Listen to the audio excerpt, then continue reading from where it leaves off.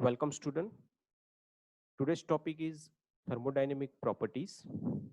This topic is covered in the unit basic concept of thermodynamics in thermodynamics subject. Objectives of the today's lecture are: at the end of this lecture, you will be able to define the thermodynamic properties, know the units of the thermodynamic properties, classify the thermodynamic properties. આ lecture પતી ગયા પછી thermodynamic પ્રોપર્ટીની definition, તેના units અને તેનું classification વિશેની માહિતી મળશે. નાઉ થર્મોડાયનેમિક પ્રોપર્ટીઝ. થર્મોડાયનેમિક પ્રોપર્ટી જે છે એ ચાર સેક્શનની અંદર ડિવાઇડ કરવામાં આવે છે. First is a basic properties, second is a derive properties, third one is a transport properties and fourth one is a composite properties. એટલે ચાર સેક્શનની અંદર થર્મોડાયનેમિક પ્રોપર્ટીને કેટેગરાઇઝ કરવામાં આવે છે. પહેલી છે બેઝિક પ્રોપર્ટીઝ, એનું બીજું નામ છે પ્રાઇમરી પ્રોપર્ટીઝ. બેઝિક પ્રોપર્ટીઝની અંદર પ્રેશર, માસ, ટેમ્પરેચર, વોલ્યુમ, ડેન્સિટી અને વેલોસિટીનો સમાવેશ થાય છે. પછી આવે છે ડિરાઇવ પ્રોપર્ટી, એટલે કે સેકન્ડરી પ્રોપર્ટીઝ. બેઝિક પ્રોપર્ટીનો યુઝ કરીને જે પ્રોપર્ટી બનાવવામાં આવે તેને કહેવામાં આવે છે derive property. By using the basic property we generate the derived properties, that is known as a secondary properties. First is the internal energy, second one is the flow work, then the enthalpy, entropy, and fifth one is a specific heat. Then we have the transport properties. Transport property which is related to the transport phenomenon. એની અંદર આવે છે viscosity, thermal conductivity. અને પછી કોમ્પોઝાઇટ properties. કોમ્પોઝાઇટ પ્રોપર્ટીની અંદર આવે છે availability, એનું બીજું નામ છે એક્સર્જીસ. નાઉ ફર્સ્ટ બેઝિક પ્રોપર્ટી વિશે આપણે અન્ડરસ્ટેન્ડ કરીશું. બેઝિક પ્રોપર્ટીની અંદર પહેલું આવે છે પ્રેશર. હવે પ્રેશર એટલે શું? Pressure it is known as force divided by area. એક આપણે આ ફિગર જે છે એની અંદર ફોર્સ લગાવે છે પર્ટિક્યુલર એરિયા ઉપર. So if I want to measure what is the pressure, then I need to have a force and its area. Then I can consider this much amount of the pressure is exerted on particular this section. So pressure is force divided by area. This is the force which is considered as a mechanical, but same phenomena can be considered for the fluid also. એટલે pressure જે છે એ force ભાગ્યા area કરો એટલે તમને pressure મળશે. પ્રેશરને P વડે ડિવાઇડ કરવામાં યુઝ કરવામાં આવે છે. નાઉ pressure, as I already mentioned, force exerted by fluid per unit area is known as pressure. That is P is equal to F divided by A. That A is area. So what is the unit? Unit of the pressure in SI system, that is Newton per meter square. Why Newton? Because force is considered as a Newton unit and area considered as a meter square unit. So Newton per meter square, that is the unit for the pressure. If we consider for the MKS unit, then the unit will be the kgf divided by centimeter square. Why kgf? Because in MKS we consider force as a unit for the kilogram per force divided by centimeter square. SI units ની અંદર newton પર metre square આવે છે અને MKS system ની અંદર kilogram force by centimeter square. Pressure of the fluid is measured by the pressure gauges, vacuum gauge અને manometer. જે પ્રેશર માપવા માટે પ્રેશર ગેજનો ઉપયોગ થાય છે. વેક્યુમ જો પ્રેશર હોય તો એને વેક્યુમ ગેજ તરીકે યુઝ કરવું પડે છે અને મેનોમીટર પણ યુઝ કરવું પડે છે to measure the pressure. This are the measuring devices for the pressure. Now conversion. It is very much important to know the conversion of the different units of the pressure, as 1 kgf per centimeter square is equal to 9.81 Newton per centimeter square. Also it is equal to 9.81 into 10 raised to 4 Newton per meter square. If we convert the centimeter square into the meter square, we will have the 10 raised to 4. So 9.81 into 10 raised to 4, and 1 kgf is equal to 9.81 Newton. That's why we written as 9.81 Newton per centimeter square. Another unit will be the 1 Newton per meter square. It is also known as a 1 Pascal, and Pascal it is written as a PA. એટલે 1 newton પર metre square ને 1 pascal તરીકે પણ ઓળખવામાં આવે છે. પછી આવે છે એક બીજો યુનિટ છે બાર. 1 બાર બરાબર 1 bar is equal to 10⁵ newton પર મીટર સ્ક્વેર. હવે જે ન્યૂટન પર મીટર સ્ક્વેર છે આપણે હમણાં જ સમજ્યા કે એને પાસ્કલ કહેવાય. સો can I write 10⁴ is equal to 10⁵ Pascal? So 1 bar is equal to 10⁵ Pascal. That is the conversion from the bar to Pascal and bar to Newton per meter square. Then 1 Pascal, as we understand that the Newton per meter square, if I want to convert into the PSI, that is a pound per square inch, then it is comes around 1.4504 into 10⁻⁻4 PSI. આ PSI એટલે pound પર square inch. આપણે જ્યારે કોઈ વેહિકલની air fill કરવા જઈએ છીએ ત્યારે જે યુનિટ આવે છે PSI આવે છે. ધેટ ઇઝ ધ પાઉન્ડ પર સ્ક્વેર ઇંચ. એવી રીતે 1 એટમોસ્ફિયરિક જે આપણે પ્રેશર જે અત્યારે એક્ઝર્ટ કરી રહ્યા છે that is known as a 1 atmospheric. It is equal to 760 mm of Hg at a 0 degree Celsius. If we talk about in the bar, it comes around 1.01325 bar. And if we talk about in the PSI, then by using this conversion, we will have 14.696 PSI. Now another terminology related to the pressure, it is sum of the pressure is known as a gauge pressure, absolute pressure and vacuum pressure. ઘણા પ્રેશરને આપણે gauge pressure કહેવામાં આવે છે, absolute pressure પણ કહેવામાં આવે છે ને વેક્યુમ પ્રેશર ઘણાને પ્રેશરને કહેવામાં આવે છે. એને સમજવા માટે આપણે એક આ લાઈન જોઈએ, that is a blue line. Blue line એટલે એટમોસ્ફેરિક પ્રેશર. જે અત્યારે આપણે જે ફીલ કરી રહ્યા છે that is known as a atmospheric pressure. એ કેટલું છે હમણાં જ જોયું. એટમોસ્ફેરિક કેટલું છે બારમાં વાત કરીએ તો 1.01325 બાર. એટલે આટલું પ્રેશર અત્યારે આપણે એક્ઝર્ટ કરી રહ્યા છે. હવે કોઈ ધારો કે કોઈ ડિવાઇસ છે, પ્રેશર ગેજ છે, એ જો કોઈક કોમ્પ્રેસ એર કરેલી છે એર ટેન્કની અંદર અને એ પ્રેશર માપે છે અને એનું રિઝલ્ટ આવે છે 5 બાર, એનું રીડિંગ આવે છે 5 બાર. તો એને જે 5 બાર જે છે એ કહેવાય છે એબ્સોલ્યુટ પ્રેશર. કેમ? કારણ કે એને atmospheric pressure plus gauge pressure માપ્યું છે. સો એબ્સોલ્યુટ પ્રેશર એટલે શું કે જે atmospheric pressure plus gauge pressure આવ્યું એ બંનેનો સરવાળો કરો એને એબ્સોલ્યુટ પ્રેશર કહેવામાં આવે છે. ધારો કે કોઈ સિસ્ટમ એવી છે કે જે વેક્યુમમાં રન કરે છે અને એનું કોઈ પ્રેશર માપ્યું છે અને એ આવે છે વેક્યુમ પ્રેશર. હવે મારે એનું એબ્સોલ્યુટ પ્રેશર માપવું હોય તો મારે શું કરવું? કારણ કે વેક્યુમ એટલે શું? એટમોસ્ફેરિક થી નીચે જે આપણે મેઝર કરીએ એને વેક્યુમ પ્રેશર કહેવામાં આવે. તો પછી એ કન્ડિશનમાં મારે એબ્સોલ્યુટ પ્રેશર માપવું હોય તો પછી atmospheric pressure minus vacuum pressure કરું તો મને absolute pressure in the case of vacuum region મને મળશે.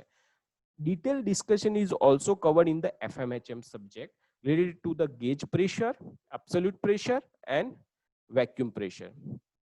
Now mass. What is mass? Mass એટલે શું? Quantity of a matter is known as a mass. એટલે જે જથ્થો હોય એને કહેવામાં આવે છે માસ અને એનો યુનિટ SI યુનિટ્સમાં થાય છે kg. પછી બીજો બેઝિક પ્રોપર્ટી આવે છે ટેમ્પરેચર. ટેમ્પરેચર એટલે શું? The measure of degree of hotness of any system is known as a temperature. આ કોઈ ગેસ છે, આવા કેટલું ગરમ છે અને કેટલું ઠંડુ છે એનું જે મેઝરમેન્ટ કરવામાં આવે છે જે પ્રોપર્ટીથી એને કહેવામાં આવે છે ટેમ્પરેચર. બરાબર? એટલે temperature is means the measure of degree of hotness of any system. Hotness or coldness you can add to define the temperature. સિસ્ટમનું અથવા તો કોઈ બી સબસ્ટન્સનું કેટલું ગરમ અને ઠંડુ છે એને મેઝર કરવા માટે જે પ્રોપર્ટી યુઝ થાય છે એને ટેમ્પરેચર કહેવામાં આવે છે. એના બે યુનિટ છે, સેલ્સિયસ અને કેલ્વિન. હવે કેલ્વિનમાં મારે કન્વર્ટ કરવું હોય સેલ્સિયસમાંથી તો 273.15 એડ કરવા પડે. Then it is known as a kelvin. આ ઘણા દાખલાની અંદર યુઝ થશે. કેલ્વિનમાં કન્વર્ટ કરવા માટે સેન્ટીગ્રેડમાં આપ્યું હોય તો પછી 273.15 મારે એડ કરવા પડે. વોલ્યુમ. ધારો કે વોલ્યુમ એટલે શું? બીજી એક બેઝિક પ્રોપર્ટી છે વોલ્યુમ. અત્યારે we are discussing the basic property. We are not touch the derived property. Right now we discuss about the basic properties. Now volume, it is denoted by V. What is volume? Region occupied in the space by the system is known as its volume. એટલે ધારો કે આ cylinder છે, આમાં કેટલો gas ભરેલો છે, બરાબર? એટલે એને અહીંયા આ ગેસના સિલિન્ડર જે છે એની અંદર આ ગેસ છે આટલા એરિયાની અંદર ઓક્યુપાય કરેલ છે, તો આ એનું વોલ્યુમ કહેવાય. એટલે region occupied in the space by the system is known as volume. Now વોલ્યુમનો યુનિટ શું છે? વોલ્યુમનો યુનિટ મીટર ક્યુબ છે, બરાબર? કારણ કે બધો એરિયા કવર થશે, બરાબર છે? એટલે એનો યુનિટ થશે મીટર ક્યુબ. કારણ કે આ લેન્થ આવવાની, આ આવશે, આ આવશે. This is one type of rectangle, so I need to consider each and every area, so it comes around meter cube. Then જો સ્પેસિફિક વોલ્યુમ હોય તો મારે એને કેજી વડે, માસ વડે ડિવાઈડ કરવા પડે. જો કોઈ બી વસ્તુ મારે સ્પેસિફિકમાં મેઝર કરવી હોય તો it has to be divided by kg, that is volume V divided by mass, that is meter cube per kg. એટલે સ્મોલ v બરાબર મીટર ક્યુબ પર કેજી એનો સ્પેસિફિક વોલ્યુમનો યુનિટ થશે. અને એકલું વોલ્યુમ હોય તો મીટર ક્યુબ. નાઉ ડેન્સિટીનું ને રો વડે ડિનોટ કરવામાં આવે છે. હવે density is what? Density of a substance is known as mass per unit volume. So mass divided by volume, we can have density rho. Mass no unit શું છે? kg. Volume no unit શું છે? meter cube. So what will be the unit of the density? The density unit will be the kg per meter cube. That is the unit of the density. Now velocity. What is velocity? Velocity of a system, it is already covered in your school education. Velocity, it is denoted by c, or in the some textbook you will find the v also. So velocity of a system or of an object is the rate of change of its position in given direction with respect to some reference. બરાબર? વેલોસિટીને જો આપણે formula wise divide કરવા જઈએ તો distance travelling direction, કેટલું distance એને travel કર્યું, ધારો કે મીટરમાં ટ્રાવેલ કર્યું, અને કેટલો ટાઈમ લીધો એને, તો મીટર પર સેકન્ડ એ એનો યુનિટ બની જાય. એટલે વેલોસિટીને કોઈ પૂછે what is velocity, so distance travel in metre divided by કેટલો ટાઈમ લીધો એ, અને એનો યુનિટ બને છે sir metre per second. That will be the your answer in case of the velocity. બરાબર? Now internal energy, as the name suggests, internal આંતરિક energy, it is denoted by U. હવે internal energy એટલે શું? આંતરિક energy છે. so we need to consider its molecular structure and molecular motion. એના મોલેક્યુલના structure અને મોલેક્યુલના motion ને આપણે અહીંયા કન્સિડર કરવું પડે. એટલે internal energy of the system is the energy possessed by the system due to its molecular structure and molecular motion. That energy is known as internal energy. એટલે કે મોલેક્યુલર સ્ટ્રક્ચર અને molecular મોશનના લીધે જે energy possess થતી હોય એને internal energy કહેવામાં આવે છે. આંતરિક એનર્જી, એનો યુનિટ છે એનર્જી છે એટલે જૂલ આવે. હવે મારે જો કોઈ પૂછે કે સ્પેસિફિક ઇન્ટરનલ એનર્જી એટલે શું, તો સ્પેસિફિક ઇન્ટરનલ એનર્જી એટલે જ્યારે પણ સ્પેસિફિક શબ્દ આવે you have to divided by mass, અને યુનિટ બની જશે અહીંયા કેજી આવશે. આ જૂલ છે એટલે જૂલ પર KG. Okay, that is the derived property internal energy. હવે flow work is denoted by PV. flow as the name suggests, કોઈ પ્રોસેસ થતી હશે, ફ્લો પ્રોસેસ થતી હશે, તો work associated with the flow process is known as a flow work. જ્યારે કોઈ flow process જો ફ્લો થતો હોય અને એમાં કેટલું વર્ક ઇન્વોલ્વ છે, so that is considered as a flow work. એનો યુનિટ થાય છે જૂલ. હવે flow work is not a stored energy. અહીંયા ધારો કે આપણે કેસ લઈએ, અહીંયા કંઈ કેટલું, અહીંયા એક હાઈ પ્રેશર આવે છે, it is gas is have entered into the high pressure, it is goes to the atmospheric pressure. So here there is a flow process is going on. So this flow work, it is not a stored energy, it is in the transition in the form of the flow. So that is the related to the flow work. હવે મારે flow work find કરવું હોય તો આપણે case લઈએ. ધારો કે આ સિરિંજ છે, પિસ્ટન સિલિન્ડર એરેન્જમેન્ટ છે. This one is the piston initial પોઝિશનમાં અહીંયા છે. This one is the gas, અને હું અહીંથી પ્રેશર અથવા તો ફોર્સ અહીંયા લગાડું છું. એટલે piston it's moves from this point to the next point, અને એનું ડિસ્ટન્સ થયું L. અને જે ગેસ છે એ અહીંયાથી આપણને આ એક્ઝિટ માંથી બહાર નીકળશે. તો અહીંયા કેટલું ફ્લો વર્ક થયો? તો ફ્લો વર્ક મારે ફાઇન્ડ કરવું હોય તો pressure into L, sorry force into L, એટલે એફ ઇન્ટુ એલ. હવે મારે પ્રેશર તમને ખબર છે, it is already covered in the few second earlier, that is pressure P is equal to force divided by area. હવે F ને મારે replace કરવું હોય તો P into A, એટલે F ને રિપ્લેસ કરીએ એટલે P into A, and A into L, it is known as a V. That's why we return as a flow work is a PV. So that is the phenomena behind the flow work. Now we come on to the derived property. By using the basic property, we will derive some new property. That is, the first one is the enthalpy. Enthalpy is what? Enthalpy is a summation of the internal energy U plus flow work. એટલે enthalpy H is equal to internal energy U plus flow work PV. એટલે કેવી રીતે લખાશે? H is equal to U plus PV. Then its unit is joule. And specific enthalpy પૂછે તો પછી enthalpy per unit mass of the system is known as a specific enthalpy. mass વડે divide કરી નાખવાનું, અને પછી કેપિટલ H ની જગ્યાએ સ્મોલ h આવશે, capital U specific internal energy આવી જશે, સ્પેસિફિક ફ્લો વર્ક એટલે P into small PV and U, and unit will be the kg આવશે, એટલે joule per kg. Entropy, it is also another important property.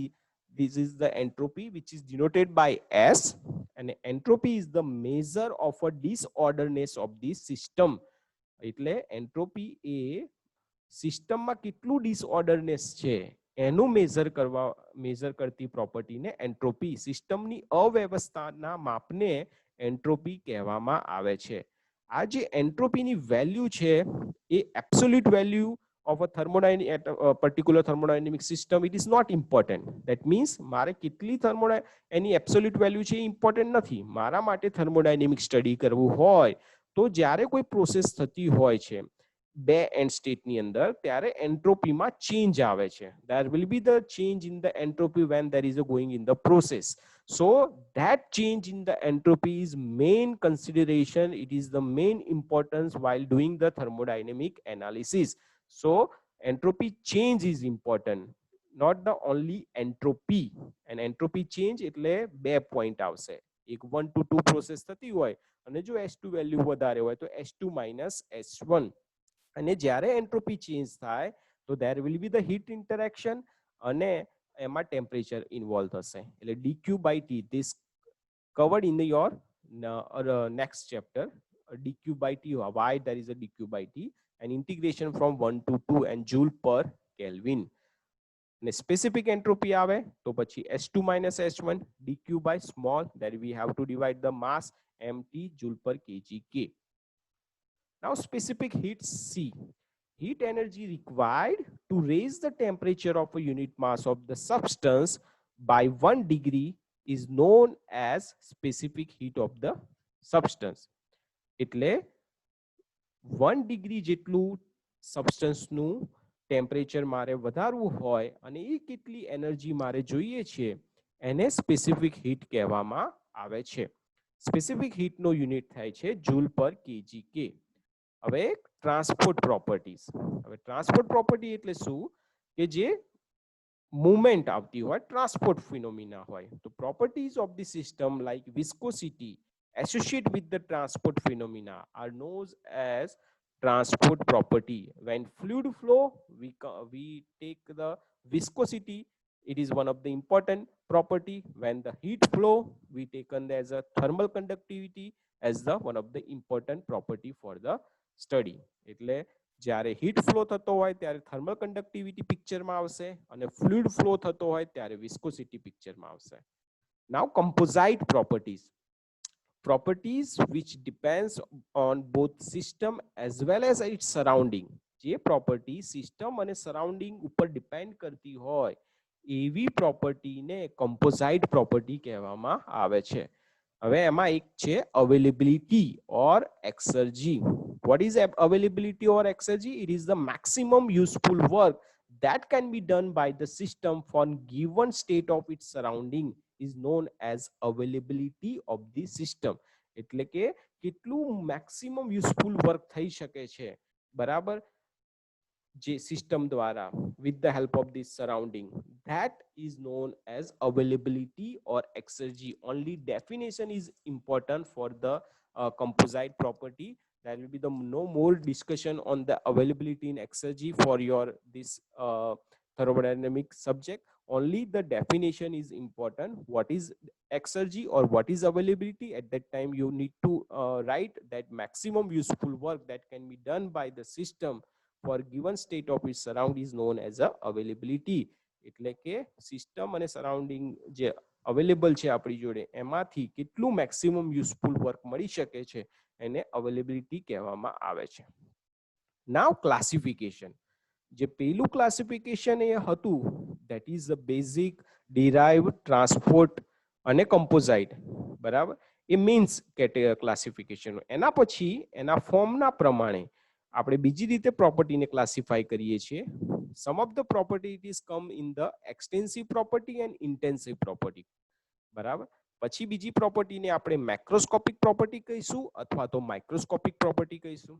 બીજું એક ક્લાસિફિકેશનમાં add થશે કે ઇન્ટ્રિન્સિક property ઓર એક્સટ્રિન્સિક properties, બરાબર.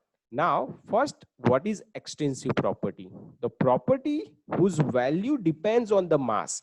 એટલે માસ ઉપર જો પ્રોપર્ટી ડિપેન્ડ કરતી હોય એ બધી જ પ્રોપર્ટીને આપણે એક્સટેન્સિવ પ્રોપર્ટી કહીશું. કઈ કઈ આવશે? માસ, વોલ્યુમ, સરફેસ એરિયા અને ઇન્ટરનલ એનર્જી.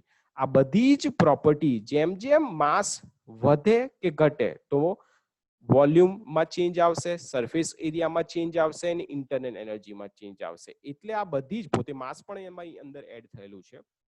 એટલે આ બધી જ પ્રોપર્ટી માસ ઉપર ડિપેન્ડ કરે છે. એટલે માસ જેમ જેમ ધારો કે માસ ઘટી જાય તો વોલ્યુમ ઘટશે, સરફેસ એરિયા ઘટશે, ઇન્ટરનલ એનર્જી ઘટશે. એટલે માસમાં જે ચેન્જીસ આવશે એ પ્રમાણે પ્રોપર્ટીમાં પણ ચેન્જીસ આવશે. That's why this is known as extensive properties. એનાથી વિરુદ્ધાર્થી properties whose value does not depends on the mass of the system is known as intensive property. જો માસ ઉપર ડિપેન્ડ ના કરતી હોય તો એ ઇન્ટેન્સિવ.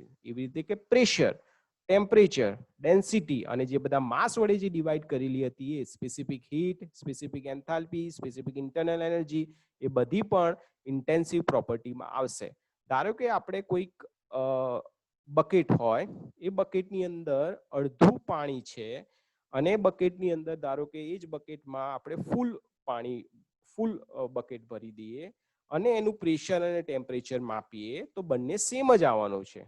સો બકેટ ફૂલ હોય કે હાફ હોય એના પ્રેશર અને ટેમ્પરેચરમાં ચેન્જીસ નહીં આવે. So it is not depend on the mass. That's why it is known as a intensive properties. Now, extrinsic properties. Properties whose value depends on any external reference. કોઈ reference ઉપર depend કરતી હોય એ બધી extensive property કહેવામાં આવે. ધારો કે velocity, મારે 0 થી કેટલા વેલોસિટી વધ્યું તો મારે એક રેફરન્સ જોઈએ. મારી હાઈટ કયા રેફરન્સથી વધી તો મારે હાઈટ જોઈશે, એટલે રેફરન્સ જોઈશે. તો વેલોસિટી અને હાઈટ જે છે એના માટે રેફરન્સ ઉપર ડિપેન્ડ કરે છે એટલે એને એક્સટ્રિન્સિક પ્રોપર્ટી કહેવામાં આવે છે. પછી ઇન્ટ્રિન્સિક પ્રોપર્ટી, જે રેફરન્સ ઉપર ડિપેન્ડ ના કરતું હોય, that means property whose value does not depends on any external reference is known as a intrinsic properties. બરાબર.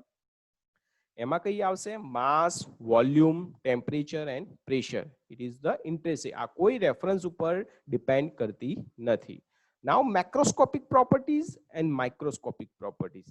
મેક્રોસ્કોપિક પ્રોપર્ટી એટલે શું? Large picture. એટલે macroscopic property is the whole effect of the all the molecules. Molecules, બધા જ મોલેક્યુલ્સની effect થઈને જે major property કરવામાં આવે એને મેક્રોસ્કોપિક પ્રોપર્ટી કહેવામાં આવે. આ બધું શેમાં કન્સિડર કરવામાં આવશે? ક્લાસિકલ થર્મોડાયનેમિક્સની અંદર. અને માઇક્રોસ્કોપિક એટલે શું? બધા જ મોલેક્યુલને આપણે કન્સિડર કરવા. That means we need to consider each and every molecules it's behaviour. બધા મોલેક્યુલ્સના બિહેવિયરને સ્ટડી કરીને એનું એવરેજ કરીને મને પ્રોપર્ટી મળતી હોય તો પછી માઇક્રોસ્કોપિક પ્રોપર્ટી કહેવામાં આવે છે. It is important in statical thermodynamics. Micro એટલે molecules, individual molecule will be considered. અને મેક્રો એટલે whole effect of the molecule will be considered. So that is the difference between macroscopic property and microscopic property.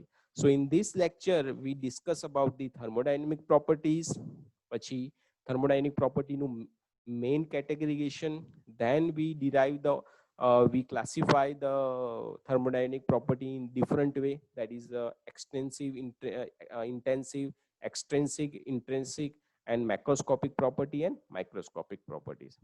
Thank you.